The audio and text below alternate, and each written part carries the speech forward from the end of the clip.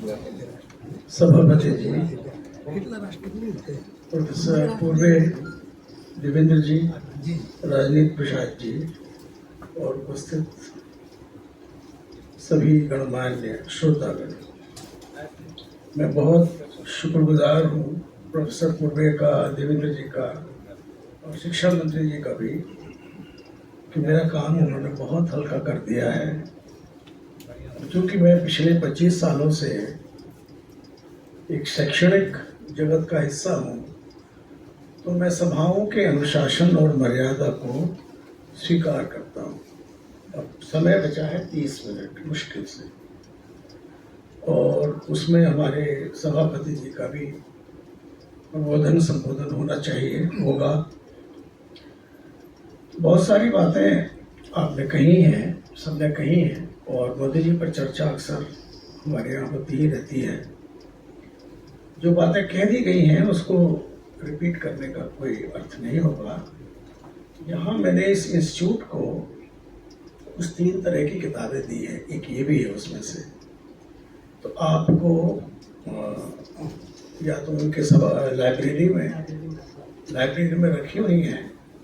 इस साल ग्वालियर से मधु जी की जन्मशती के अवसर पर हमने 4 किताबें निकाली और एक अभी निकल रही है। वो रीप्रिंट था, पुरानी किताबों को रीप्रिंट करके नए तरीके से उसमें कुछ नए दस्तावेज जोड़ते हुए 4 पुस्तकें निकली है। ये 4 पुस्तकें गोवा की आज़ादी के 60 वर्ष पूरे होने के अवसर पर और मधु जी की जन्मशती के जो कंबाइंड मौका मिला है, इस अवसर पर निकाली गई है। अब विषय ये है, आपने सब बता दिया, विषय के बारे में सफाई हो गई है। राष्ट्रवाद या कोई भी विचार समय के अनुसार, समय की गतिशीलता के अनुसार बदली हुई परिस्थितियों में नए अर्थ ग्रहण करता है, और इसलिए आज राष्ट्रवाद का कोई और अर्थ नहीं हो सकता यदि राष्ट्रवाद के साथ हम लोग लोकतंत्र को नहीं जोड़े। राष्ट्रवाद का पूर्वे साहब ने बताया, सबने बताया कि जो साझा संस्थान है, साझा संविधान है, साझा विरासत और संस्कृति है, ये मिलकर के एक राष्ट्र बनाते हैं। भूगोल नहीं बनाता, सिर्फ भूगोल भी बनाता है, और जो भूगोल को भी अनदेखा करते हैं वो एक मायने में राष्ट्रवाद के पूरी तरह से समर्थक नहीं कहे जा सकते, क्योंकि भूगोल राष्ट्रों को बनाता जरूर है, पुराने राष्ट्रों को। नए राष्ट्र तो ऐसे हुए हैं कि फिर इंसान ने लकीरें खींच दी नक्शों पर और राष्ट्र बन गए। जो गोवा है, हम उस पर आती, इस बात को मैं गोवा से जोड़ना चाहता हूँ। गोवा के बारे में पहले प्रधानमंत्री नेहरू जी, ये सबको पता है कि 47 में भारत आजाद हुआ और 1961 में गोवा, दिसंबर 1961 में जब गोवा आजाद हुआ, तब नेहरू जी ने, प्रधानमंत्री ने एक बात कही, जो इस किताब जो मैं आपको दिखा रहा हूं उसमें हमने एक अपेंडिक्स के रूप में, दस्तावेज के रूप में लगाई हुई है। नेहरू जी ने क्या क्या कहा, कब कब क्या क्या कहा। अंतिम समय तक, जब तक कि भारत सरकार के द्वारा मिलिट्री एक्शन नहीं हुआ और गोवा में मिलिट्री नहीं घुसी, तब तक नेहरू जी कहते रहे कि एक तो वो भारत का हिस्सा मुझे नहीं लगता है। शुरू में ये कहा, शुरू में। बाद में कहा कि ठीक है, उसकी हमारी लड़ाई, भारत की लड़ाई, आजादी की लड़ाई गोवा की आजादी की लड़ाई के साथ नहीं जुड़ी है। फिर जब बहुत दबाव बढ़ा तो उन्होंने ये भी कहा कि ठीक है, वहां मानव अधिकारों का हनन पुर्तगाली लोग कर रहे हैं, लेकिन भारत सरकार शांतिपूर्ण बातचीत के जरिए उसका रास्ता निकालेगी। और फिर ये भी कहा कि छोटा सा चेहरे पर मुहासा है, कभी भी ठीक कर देंगे, मसल देंगे। इस तरह के 4-5 वक्तव्य उनके 14 साल में रहे। जबकि गोवा में पुर्तगाली, आज से अगर हम गिने तो गोवा में पुर्तगाली आए हुए 650 साल मुगलों से पहले आ गए थे। और 1900 नहीं, ये 1497 में आए थे और अगले 25, 30, 40 साल में पूरे गोवा यानी कोंकण का एक हिस्सा और कर्नाटक का एक हिस्सा, इस सब पर अल्बुकर्क नाम का जो पुर्तगाली कमांडर था उसने कब्जा कर लिया था। अब कोई प्रधानमंत्री, खास तौर पर नेहरू जी, जिन्होंने भारत के इतिहास पर डिस्कवरी ऑफ इंडिया लिखी, वो उस समय ये कैसे भूल सकता था कि गोवा का संबंध भारत 8वीं सदी से लेकर 11वीं सदी तक के बीच के जो 3-4 डायनेस्टी थी, सिलहारा, कदम्ब और राष्ट्रकूट, इन तीनों डायनेस्टीज में गोवा शामिल था। गोवा का भूगोल शामिल था। गोवा की तरफ आने वाली नदियां भारत से आ रही हैं, वनों की और पर्वतों की श्रृंखलाएं भारत से जुड़ी हुई हैं, भाषाएं वो हैं, बोलियां वो हैं जो भारत के अन्य हिस्सों में बोली जा रही हैं, और तीज, त्योहार, पर्व, ये सभी साझे हैं जो भारत के कुछ हिस्सों में हैं, कुछ हिस्सों में वहां हैं। तो उसका नतीजा ये हुआ कि गांधी जी को छोड़कर अकेले गांधी जी थे जिन्होंने 1946 में, 1946 में, जब डॉक्टर लोहिया वहां गए, वो एक मार्मिक कहानी है। एक दिक्कत ये भी है, एक क्षेपक मैं यहाँ करना चाहता हूँ कि वो ये भी एक बड़ा दुर्भाग्य है भारत का कि भारत की नई पीढ़ी, नई शिक्षा व्यवस्था, नया शिक्षा जगत, पढ़े लिखे लोग भी भारत की विरासत से अपरिचित है। खास तौर पर आजादी के लिए भारत, हमारे पुरखों ने क्या क्या किया है, इससे बिल्कुल अपरिचित है। और ये सिर्फ कांग्रेस पार्टी या समाजवादी पार्टी या ये जो हमारी मित्र दल है, राजद या जनता दल, इनकी समस्या नहीं है। ये पूरे भारत के राजनीतिक जगत की ये समस्या है कि हम अक्षर ज्ञान कराते हैं, स्किल्स को पढ़ाते हैं कि तुम कंप्यूटर पढ़ लो, तुम मेडिकल पढ़ लो, तुम फार्मेसी पढ़ लो, लेकिन उसके साथ साथ ये समाज कैसे बना है, हम यहाँ कैसे आए, क्या क्या लोगों ने किया, इसका कोई परिचय आजकल नई किताबों में नहीं दिया जाता। जब डॉक्टर लोहिया लाहौर किले की जेल से, उनको भयानक यातनाएं हुई। एक बार तो ये नौबत आई कि 15-15 दिन तक जबरदस्ती जगाया गया और जागते रहे, उन पर पानी डालते रहे, कई बार बर्फ भी डाली गई, वगैरह वगैरह हुआ। तो उनका शरीर बहुत बुरी तरह से एक प्रकार से टूट गया था। और जब वो उसके बाद वो आगरा जेल ट्रांसफर हुए, और आगरा जेल के बाद जब डॉक्टर लोहिया अपने मित्र डॉक्टर मेंजस गोवा में, उनके यहाँ आए आराम करने के, कुछ दिन आराम करते हैं, तो 4-5 दिन भी नहीं हुए, वो शायद वहाँ 12 या 13 जून को आए थे 1946 में, और 18 जून को सभा हुई मड़गांव में, पहली सभा मड़गांव में। कई बार गोवा की आज़ादी की लड़ाई वैसी ही लड़ी गई जैसे भारत में 1857 से शुरुआत हुई, कई बार लड़ी गई, और हर बार पुर्तगाली सेनाओं ने और सालाजार के साम्राज्य ने गोवा में उस लड़ाई को दबा दिया। वो दवाई बिल्कुल लड़ गई। और पूरे भारत में आप देखिए, जब पूरे भारत में आज़ादी के लिए लड़ाई लड़ी जा रही थी, तब गोवा को हमने भुला दिया। गोवा के लिए हमने कोई लड़ाई नहीं लड़ी। हम पहले अंग्रेज से लड़ रहे थे, साथ साथ हम पुर्तगाल से भी लड़ सकते थे, लेकिन पुर्तगाल का जो हिस्सा था, ये आज़ादी की लड़ाई में शामिल नहीं किया गया।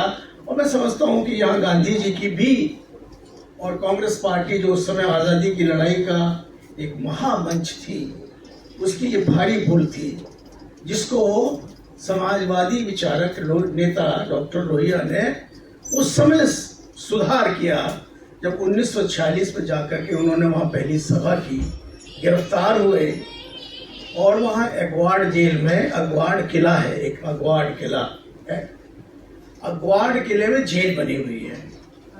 अभी मैं पिछले साल वहाँ गया था अगवाड़ किले की जेल को देखने, तो मुझे बड़ा दुख हुआ कि उसको उन्होंने पिकनिक स्पॉट बना दिया है। केंद्र सरकार ने गोवा के 60 साल के आज़ादी के वर्ष, जो आज़ादी का क्या 60th ईयर जो है, उसको मनाने के लिए उन्होंने कई 100 करोड़ रुपया गोवा सरकार को दिया। तो उसमें से कैसे खर्च हुआ है मुझे नहीं मालूम है, लेकिन आज गोवा की अगवाड़ किले की जेल को देखकर लगता ही नहीं है कि ये कभी बहुत बड़ी भयानक जेल रही होगी। उसमें अब ग्रेनाइट बिछ गया है, तमाम तरह की नई रोशनी लग गई है, फॉल सीलिंग लग गई है पीओपी की, और लगता ही नहीं कि जेल है। तो क्या अगर कोई वहां जाएगा तो सोचेगा कि बड़े मजे में रहे होंगे उस समय के लोग। जबकि अगर आप ये किताब पढ़ेंगे, इसमें मधु जी की जेल डायरी है।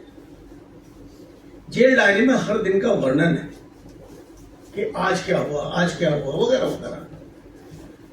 तो आप देखेंगे कि असल में पुर्तगालियों का दमन और पुर्तगालियों की यातना ज्यादा थी अंग्रेज के मुकाबले। अंग्रेज ने कुछ हद तक अपने कुछ कानूनों को बना के रखा था, उसको मानते भी थे। वहां कुछ हद तक अदालतें चल रही थी, अंग्रेज की अदालतें यहाँ चलती थी, और कई बार निर्णय पक्ष में भी होते थे, आज़ादी की लड़ाई के लिए के नायकों के पक्ष में, कई बार खिलाफ भी होते थे। पुर्तगाल में वो सब कुछ नहीं था। वहाँ मिलिट्री का ये जो अपीलेट ट्रिब्यूनल टाइप का होता है, मिलिट्री कोर्ट, वो मिलिट्री कोर्ट थी जो सुनती थी।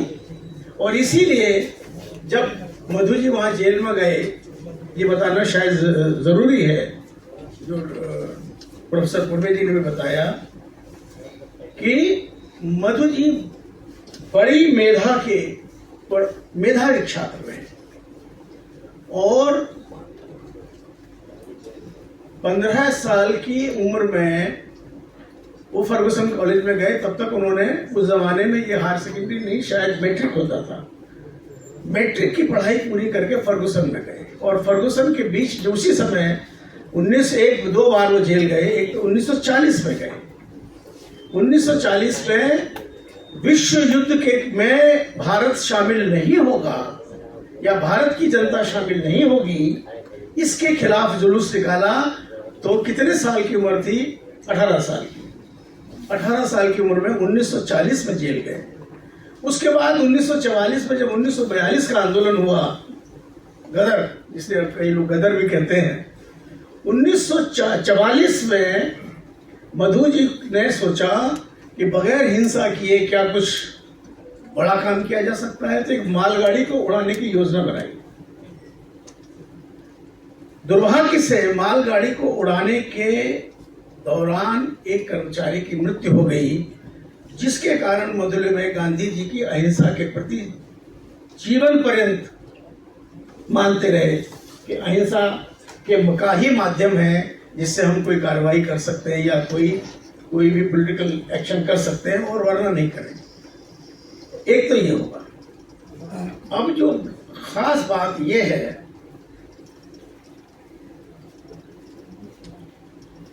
कि जो मैंने बताया अभी आपको कि नेहरू जी का थोड़ा संकोच था गोवा के मामले में, और वो संकोच का एक और कारण था। वो ये कारण था कि पूरा गोवा का आंदोलन समाजवादी लड़ रहे थे। नेहरू जी 1942 के बाद, बल्कि 44 के बाद, समाजवादियों में कुछ लोगों को पसंद करते थे, कुछ को नहीं करते थे। वो ये चाहते थे कि गोवा आजाद अगर हो तो किसी ऐसे आदमी के नेतृत्व में हो जो सीधे सीधे मेरे प्रति आस्था रखे, किसी अन्य के प्रति नहीं। और कई बार वहाँ एक आपको गोवा में कांग्रेस कमेटी का एक शाखा थी, कांग्रेस की शाखा थी, जिसके अध्यक्ष पीटर अल्वारेस थे। और पीटर अल्वारेस बम्बई में रहते थे, उनका असल में कामकाज भी बम्बई में था। वो एक किस्म से जो बाहर से सरकारें चलती हैं इन एग्जाइल जैसी सरकार चलाते रहते थे बम्बई में बैठ के। पर पीटर अल्वारेस ने कई बार प्रधानमंत्री नेहरू को कहा कि वहाँ अब हमें कुछ न कुछ करना चाहिए। तो उन्होंने कहा कि किसके माध्यम से करें? तो पीटर अल्वारेस ने कहा कि समाजवादियों के माध्यम से। तो नेहरू ने कहा कि लेकिन कोई झगड़ालू नहीं हो सकता, उसका नेता कोई ऐसा नेता नहीं हो सकता जो झगड़ा ही करता रहता हो। पीटर अल्वारेस ने लिखा भी है कई जगह कि मुझे इशारा साफ था कि मैं लोहिया के नेतृत्व में गोवा की आज़ादी के आंदोलन को नहीं चलाऊंगा, लेकिन जनता का दबाव था। तो पीटर अल्वारेस जैसे तमाम लोग, डॉक्टर कुन्ना, पीटर अल्वारेस, ये सारे के सारे लोग आंदोलन में शामिल हुए।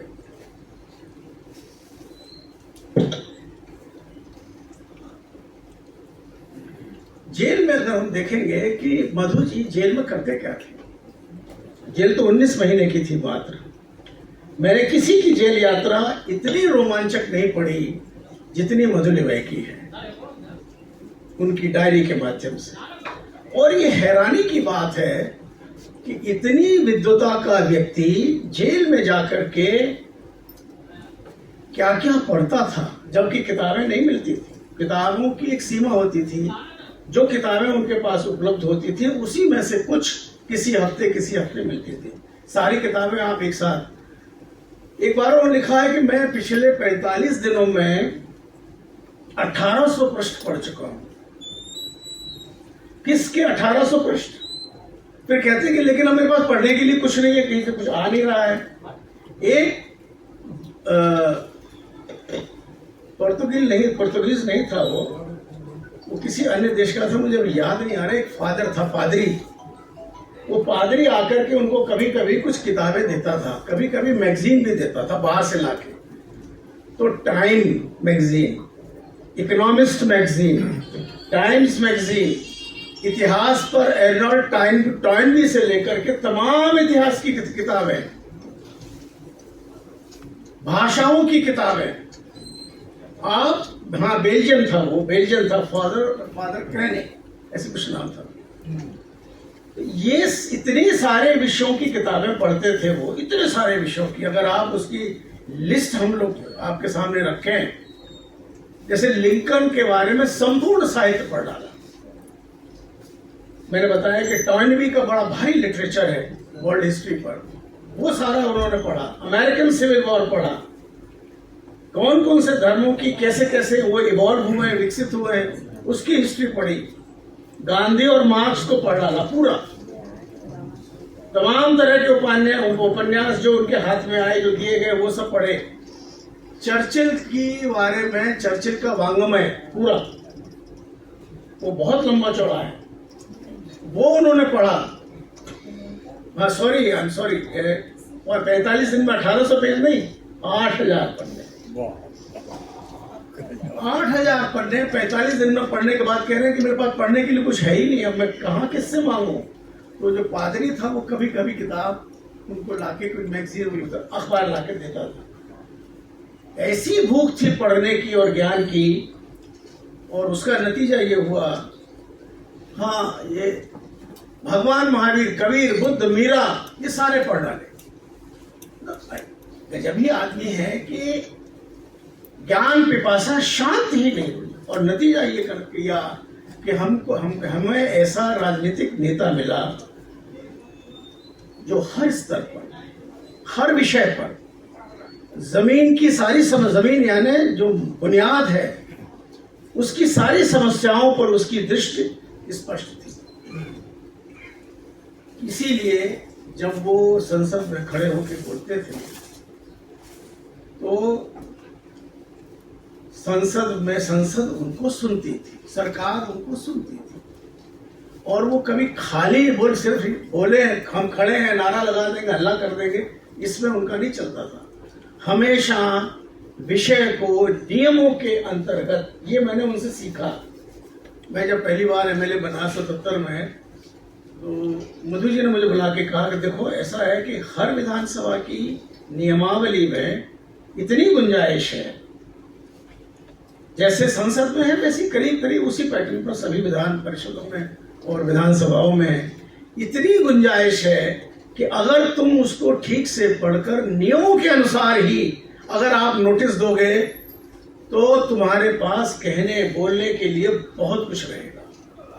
और वो मुश्किल से 3-4-5 महीनों में मैंने पूरा साहित्य पढ़ डाला उसका, संसद का और विधानसभाओं का साहित्य यानी नियमावली।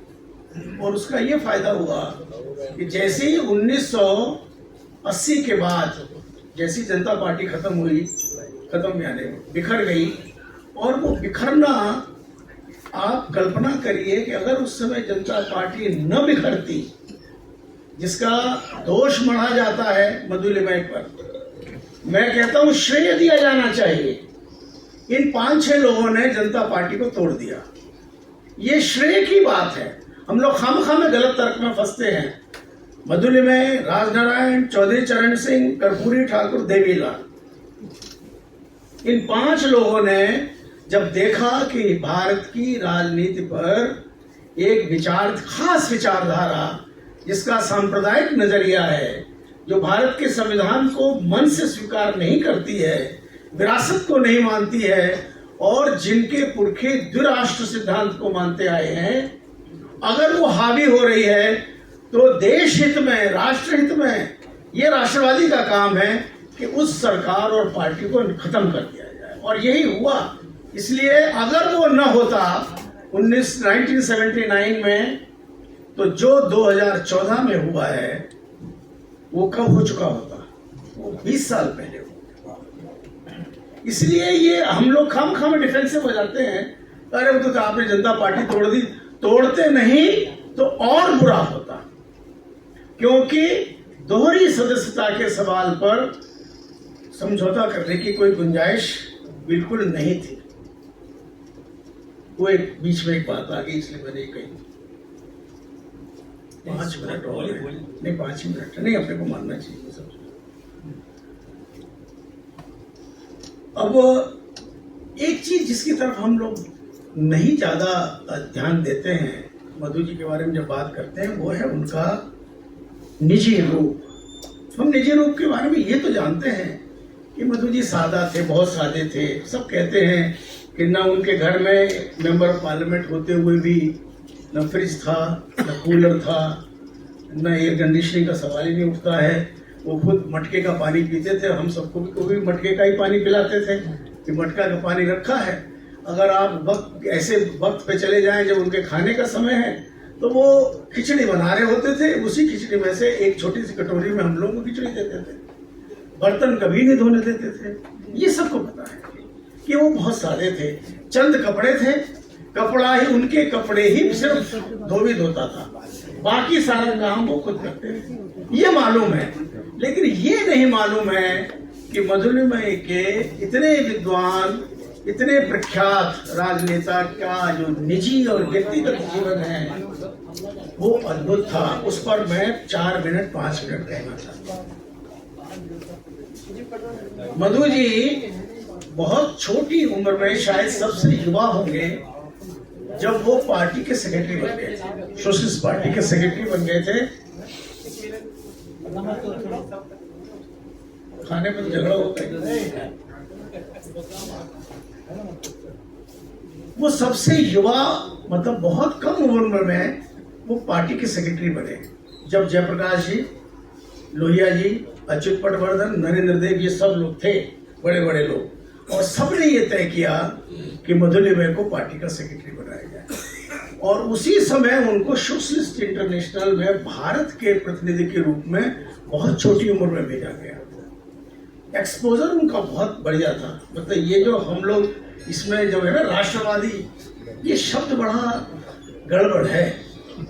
राष्ट्रवादी वो नहीं हो सकता जो अंतरराष्ट्रीयतावादी ना हो। इसलिए डॉक्टर लोहिया कहते थे कि मैं उग्र राष्ट्रवादी हूं, लेकिन मैं साथ साथ उग्र अंतरराष्ट्रीयतावादी भी हूं, क्योंकि दुनिया इतनी छोटी हो गई है, पूरी दुनिया इतनी छोटी है कि एक समस्या का निदान सबके साथ मिलकर किए बगैर होता नहीं अब। तो अंतरराष्ट्रीय मामलों की अगर समझ नहीं होगी तो भारत के प्रति, भारत के राष्ट्र के प्रति कोई भी व्यक्ति ये नहीं कह सकता मैं राष्ट्रीय हूं या मैं राष्ट्रवादी हूं। आपको वर्ल्ड सिटीजन होना पड़ेगा अच्छे राष्ट्रवादी होने के लिए भी। मधु जी में यह खासियत थी, उस उम्र में फोर्ट एडवर्ड जेल में गोवा में अंतरराष्ट्रीय विषयों पर उनकी पूरी जानकारी हो गई थी। अमेरिकन सिविल वॉर कैसे हुआ, पहले वर्ल्ड वॉर में क्या क्या फोर्सेस थी, कैसे काम कर रही थी, अन्य देशों में जो मोनोपोली, जो पूंजीवाद है वो मोनोपोली की तरफ कैसे बढ़ रहा है, इसकी आज से कितने साल पहले 1956 कितने साल हो गए, 70 साल पहले, 75 साल पहले उनको उन विषयों की खबर थी जो आज हमारे सामने मुंह बाएं खड़ी है। लेकिन अंतिम 2-3-4 बातें ये कि मधु जी का निजी जीवन बहुत रोमांटिक था और हम लोग शर्म करते इन बातों पर बातचीत करते हुए। कैसे रोमांटिक था? ये अपनी पत्नी के प्रति।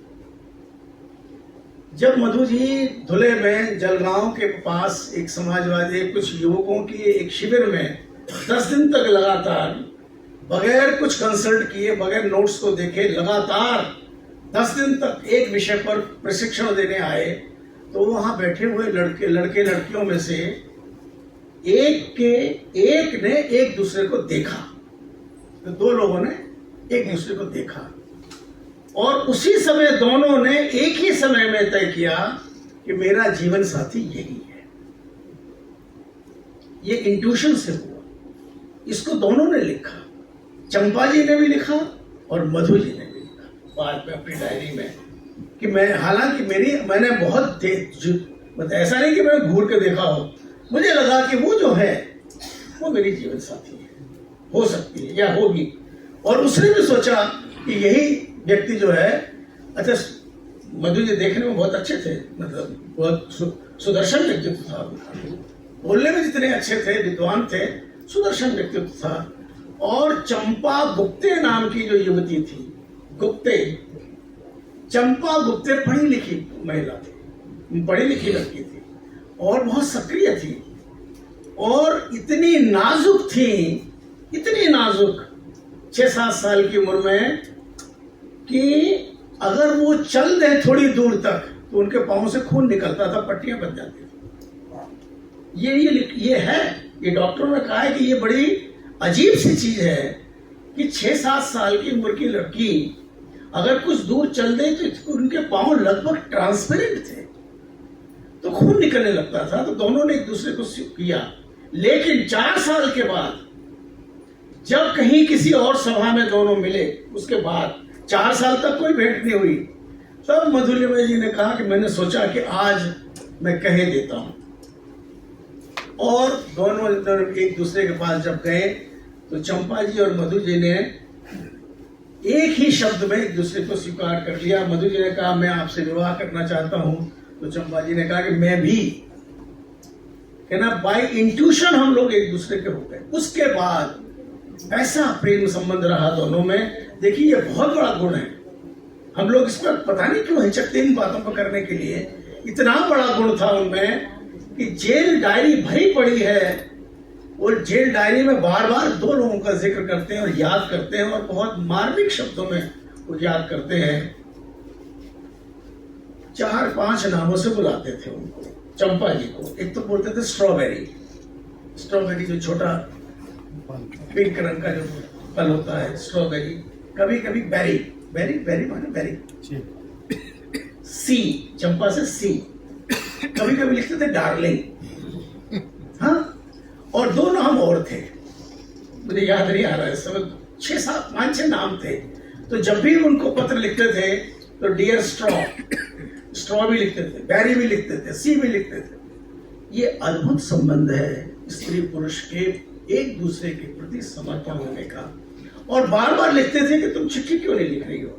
लेकिन तब चिट्ठियां आना जाना मुश्किल होता था, क्योंकि जो जेल अथॉरिटी थी पुर्तगाल की वो रोक लेती थी चिट्ठियों को, और सारी चिट्ठियां नहीं दी जाती थी। और मिलने का समय 6 महीने में 7 महीने में एक बार मिलता था, वो भी तब जबकि भारत का कॉन्सुल जनरल जो गोवा में पदस्थ था वो इंटरवीन करे, और वो इंटरवीन कर करके कहे कि नहीं, इनकी मुलाकात बहुत दिन हो गए, होनी चाहिए।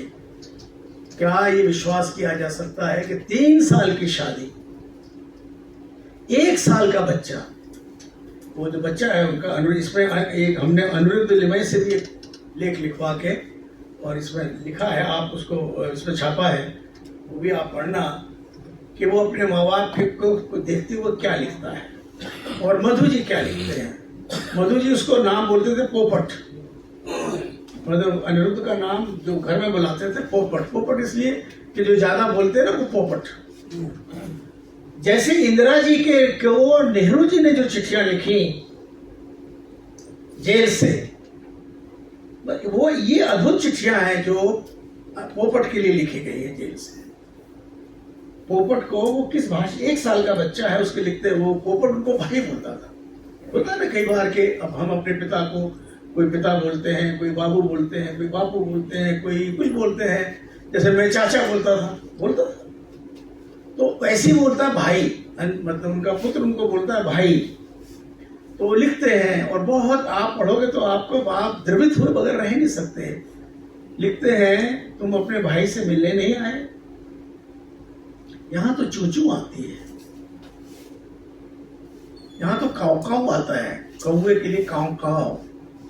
चूचू चिड़िया आती है, चिड़िया से मैं कहता हूं तुम लोग बिस्कुट खाओ का टुकड़ा खाओ और पोपट से जाके मिलो, और पोपट से कहना कि भाई तुम्हारा इंतजार कर रहा है। यहाँ तो जो मुर्गियां आती थी, तो मुर्गियों से बात कर रहे हैं, मतलब उसको लिख रहे हैं कि वो देखो ये जो मुर्गी है ये कितनी बदमाश निकली, मैंने कुछ खिलाया तो खा तो गई, और मैंने पूछा था कि तू जाएगी क्या पोपट से मिलने, और बोलेगी क्या कि तेरा इंतजार कर रहे हैं भाई। तो वो तो गई, खा तो लिया लेकिन बदमाशी करके भाग गई। उसने तुमको कुछ नहीं बताया, तुम क्यों नहीं आ रहे मुझसे मिलने। 1 साल का बच्चा है, बाप मतलब पिता पुत्र पत्नी का ये जो मार्मिक संबंध है, इसको हमें जानना चाहिए। ये परिवारों को जोड़ने में बहुत काम आ सकता है। और कितना समर्पण रहा अंत समय तक चंपालिमय और मधुलिमय एक दूसरे के लिए बने रहे। और जिस दिन उनकी मृत्यु हुई मधु जी की, उस दिन वो अपनी भतीजी की शादी के लिए पुणे और मुंबई गई थी, और 2-3-4 दिन ज़्यादा रुक गई। उसी बीच में उनकी मृत्यु हुई, अस्थमा का अटैक आया तो अस्पताल गए, उसके बाद बचे नहीं मधुलिमय। वो इतना गिल्ट आया चंपा जी में कि मैं हटी तो इनकी मृत्यु हो गई। तो व्यक्तिगत बातें जो है ना, वो एक विराट व्यक्तित्व का एक हिस्सा है, उसमें चमक छोड़ती है। मधु जी एक सांसद के नाते जो उन्होंने कमाल किया है, मुझको उन्होंने एक बार बुला के 1982 में बुलाया, उन्होंने बुला के कहा कि मैं तुमसे, मुझे अच्छी तरह याद है उस दिन रवि राय जी भी थे वहां पर, उनके घर पर बैठे थे, जो लोकसभा के स्पीकर थे पहले। तो रवि राय जी ने चर्चा छेड़ी कि रमाशंकर मैं तुमसे बहुत खुश हूं, आजकल हमारे संसद की चर्चा कम होती है और तुम्हारी विधानसभा के अखबारों में छाए रहते हो। मैं तो दिल्ली का अखबार नहीं पढ़ता हूँ। तो मधु जी ने कहा कि नहीं, you are doing very good, I am so happy about it. तो मैंने कहा नहीं, आपने जो कहा था ना कि नियम, तो मैं सारे नियमों का इस्तेमाल कर रहा हूँ, और सारे नियमों का इस्तेमाल करते हुए विपक्ष के प्रतिनिधि के नाते आप सरकार को हमेशा से कटघरे में खड़ा कर सकते हैं। हल्ले गुल्ले से नहीं होता है। ये जो हल्ला गुल्ला सरकार को फायदेमंद होता है, हल्ला गुल्ला सरकार की कमियों पर पर्दा डाल देता है, उसके कोई विषय नहीं उठाने देता। मैं इतना हैरान रहता हूं कि कैसे विपक्ष के लोग लोकसभा में अगर कोई विरोध करना है तो क्या हल्ला उसका रास्ता है। उसका रास्ता, इतने नियम हैं, आप तो सब जानते हैं, राजनीति प्रशासन सब जानते हैं प्रोफेसर साहब, इतने नियम हैं कि अगर कोई सक्रिय सदस्य हो तो वो वैसा ही बन सकता है जैसा बदले हुए थे। लेकिन हाँ, खाली बात से नहीं, मधु जी का समय, अधिकांश समय ग्रंथालयों और पुस्तकालयों में जाता था। लोग कहते हैं, जो आज मिले हैं, कि देर रात तक वो लोकसभा की, पार्लियामेंट की लाइब्रेरी में बैठते थे, वहाँ से कागज लाते थे, किताबें लाते थे, फिर रात को नोट्स बनाते थे, फिर सुबह उसकी तैयारी करते थे, और तब जो पुलंदा बनता था बड़ा भारी, उसको लेके जाते थे तो लोकसभा हिलती थी। आज लोकसभा हिलती नहीं है। उसके दो कारण हैं।